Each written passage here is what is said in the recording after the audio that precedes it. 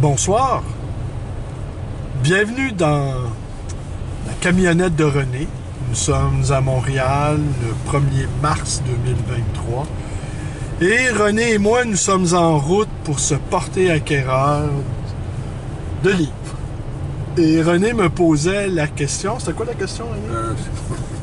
Ah oui, avant de reposer la question à René, en partant, René me dit: apportes-tu ton appareil? Eh bien, je pensais pas le faire, mais finalement, je pense que René prend plaisir. Un jour, je vais te filmer, René. Penses-tu que je vais pouvoir le faire? Oui, avec une cagoule. Non, mais t'es un beau garçon, René. Je veux rester anonyme. Ouais, mais écoute. Alors, c'est quoi ta question? Est-ce que c'est la collection de son mari, puis c'est dans quel domaine?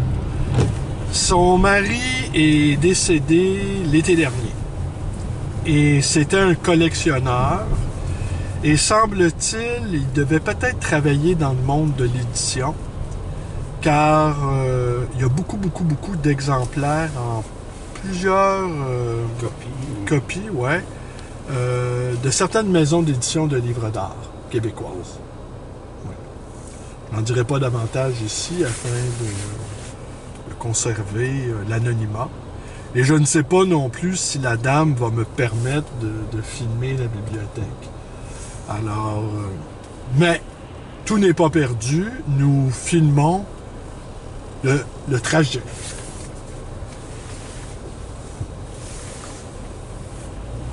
As-tu d'autres questions, René? Non, pour l'instant, ça va. Comment vont les affaires ces temps-ci? Moyen. Tranquille, c'est T'as peur que l'impôt t'écoute?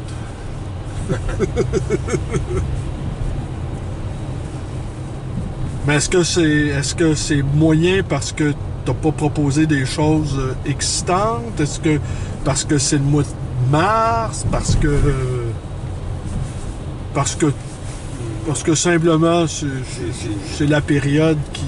C'est moyen depuis un bout de temps, je pense, je pourrais dire. Tu mets 10 livres en vente, puis il y en a un peut-être qui va le vendre, ou deux. Les autres vont rester là. Ils vont le vendre dans 2 semaines, 2 mois, 2 ans, on sait pas. Ouais. J'ai cru comprendre que tu participais au salon du hobby, c'est ça? Oui, dans 2 mois. Dans 2 mois. Ouais. Quelles sont les dates? C'est la semaine après notre salon de Westmount. Le Westmount, 18? c'est le 8, ça veut dire 15-16. Le 15-16. 2 jours. Et ça a lieu où, ce salon? C'est à Laval, mais je ne pourrais pas te dire, c'est une polyvalence, je crois. D'accord. Et qu'est-ce que tu vas proposer à la vente? Salon du hobby, ça veut dire, en premier lieu, les collectionneurs de trains. J'ai compté aujourd'hui, j'ai à peu près 400 documents sur les trains. Je vais en avoir presque autant ces avions. Un peu moins sur les bateaux, puis un petit peu ces autos. Fait que ça, c'est des thématiques de collectionneurs qui font des maquettes.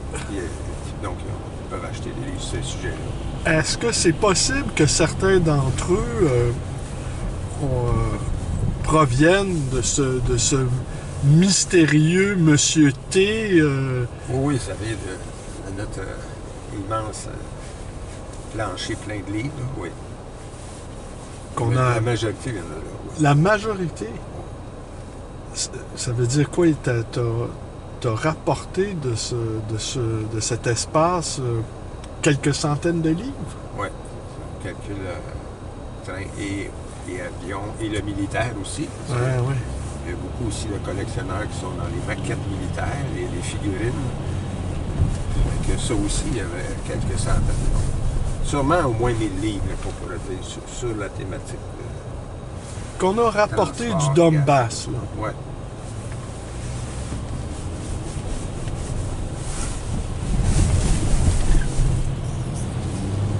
Alors ça avait été toute une aventure, hein? Avec ce mystérieux Monsieur T qui s'était inventé une vie, qui s'était inventé, qui vivait dans un manoir à l'île Perrault, qui m'a fait croire pendant des années qu'il y avait une maison en France, une résidence secondaire, et qui en réalité vivait dans un très humble immeuble du quartier Saint-Michel. Il avait inventé sa vie. En fait, il l'avait pas inventé, il l'avait. C'est une vie mystifiée.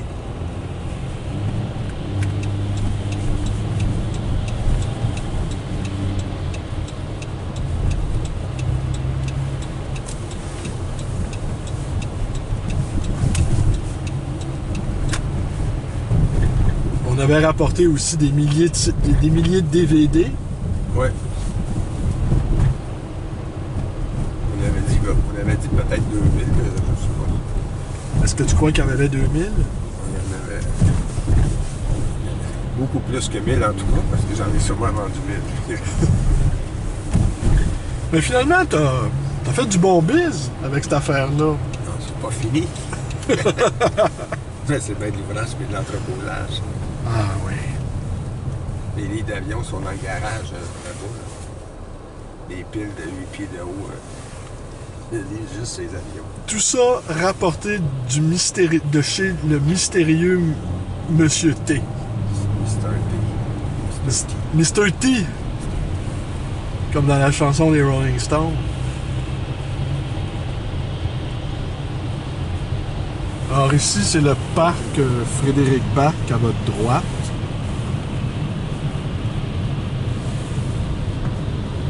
Parc où, semble-t-il, il y a des coyotes qui se promènent. Et certains d'entre eux même vont se balader dans les rues avoisinantes. Le Journal de Montréal a même fait sa une avec l'un de ces coyotes se promenant dans le quartier Saint-Michel.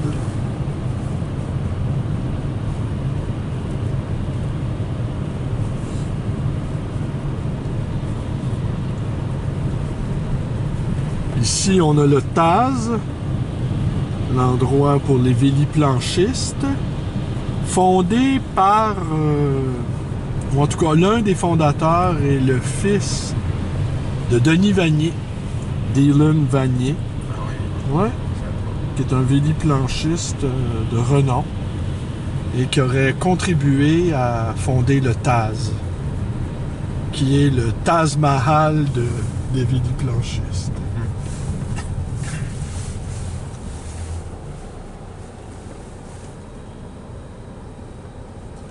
Alors, quand on se prépare comme ça, René, à faire une visite chez des clients, est-ce que tu as un petit moment d'excitation? Non, je ne dors pas pendant 3 jours.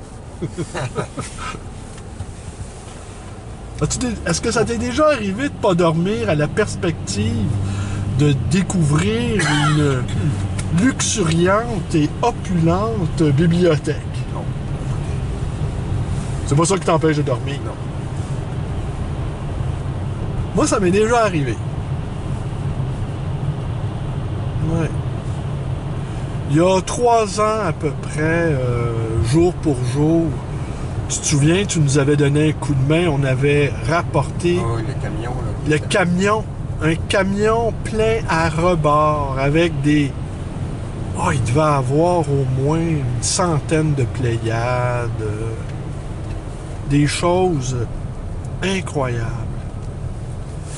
Et c'était une vente de succession. J'avais procédé d'ailleurs à ma chaîne, sur ma chaîne vidéo, à un exorcisme de cette bibliothèque car Feu, son propriétaire, pratiquait le tourisme sexuel en Haïti. Oh. Ouais. Et on a retrouvé dans ses livres des lettres... des lettres de très jeunes femmes lui demandant de l'argent, certaines photos de jeunes personnes. J'ai pris bien soin d'abord de détruire évidemment les documents.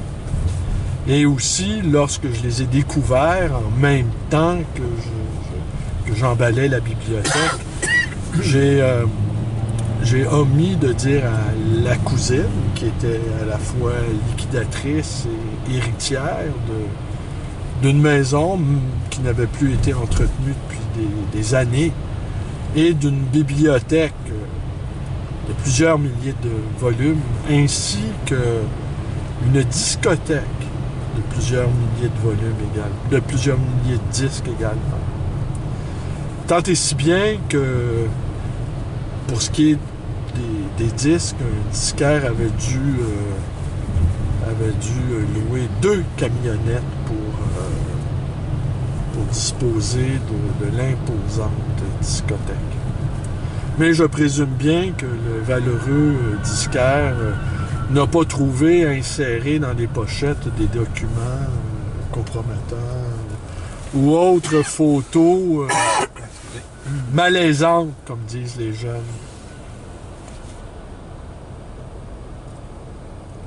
Et c'était quelques jours avant que tout soit...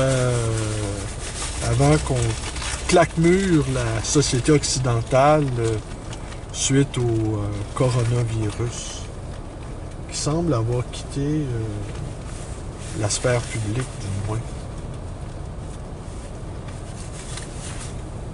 Et donc, concernant cette bibliothèque familique, j'avais procédé sur ma chaîne à un exorcisme. J'avais fait brûler de la sauge et j'avais lancé des formules incantatoires pour littéralement exorciser cette bibliothèque. Cette fois-là, je m'étais transformé. J'avais quitté pendant un moment ma fonction de psychanalyste des bibliothèques pour me transformer en exorciste, voulant redonner une sorte de pureté virginale à cette bibliothèque qui avait contenu en son sein des choses assez terribles.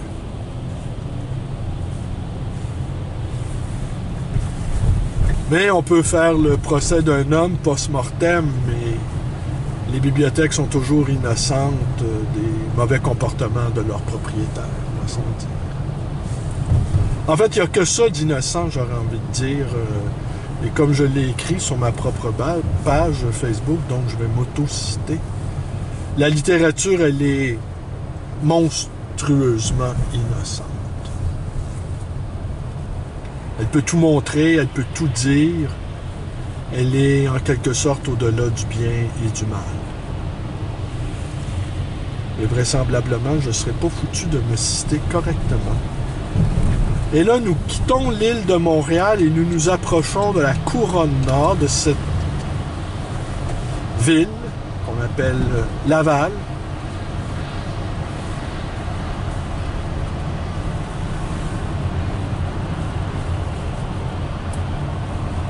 Et étonnamment, on a fait de belles acquisitions à Laval, hein?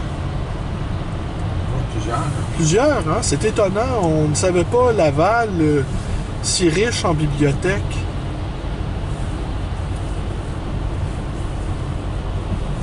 L'autre à venir, le voisin de M. Will. Ouais.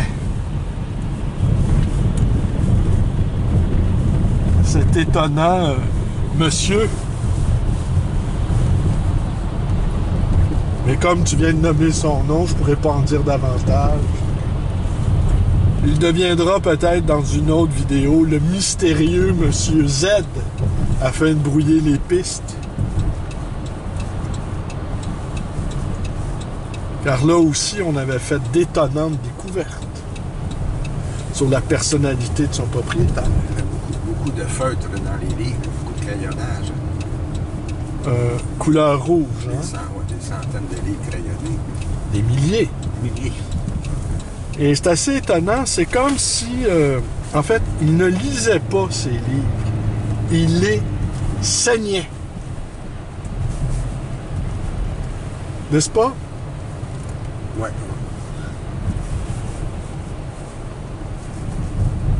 Bon, ça doit être ici, pas loin.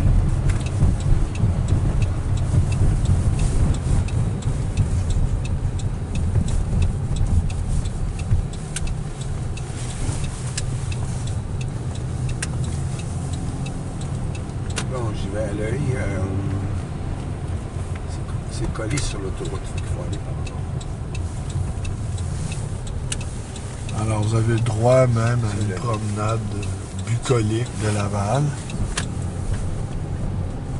Ici, vous avez des gens qui n'ont pas renoncé aux festivités de Noël. Sans doute se préparent-ils pour la Noël de 2023. De même ici, des gens qui ont très hâte. Le blanc.